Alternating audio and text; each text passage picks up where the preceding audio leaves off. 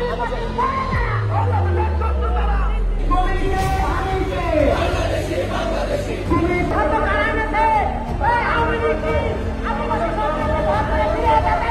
হামলার তীব্র নিন্দা এবং প্রতিবাদ জানাই। এই যে দেখতে পাচ্ছেন আমাদের এক ভাইকে কি পরিমাণ রক্তাক্ত করেছে, তিনি তাকে হসপিটালে নিতে গিয়ে তিনি নিজেও রক্তাক্ত হয়েছেন, তাকে বেদম ভাবে পিটানো হয়েছে। আমরা তো কোন ধরনের বিশৃঙ্খলা পরিস্থিতি আমরা চাইনি, আমরা বিশৃঙ্খলতা চাইনি। আদিবাসী শব্দযুক্ত অখণ্ড ভারতের কল্পিত গ্রাফিতি যারা এঁকেছে, এই সিলেবাসের মধ্যে দিয়েছে, বইয়ের মধ্যে দিয়েছে, তাদের খুঁজে বের করে চিহ্নিত করে অপসারণ করতে হবে এবং শাস্তির আওতায় আনতে হবে। এই দুইটা দাবি আমাদেরকে অবশ্যই আদায় করে নিতে হবে, তাইলে কিন্তু আমরা মার ছাড়বো না ইনশাআল্লাহ।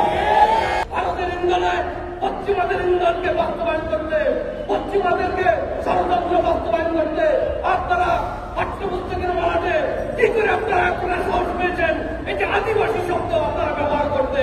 আপনাদের দাসকাররা জবাব দেওয়ার জন্য আজকে আমরা উপস্থিত হয়েছি।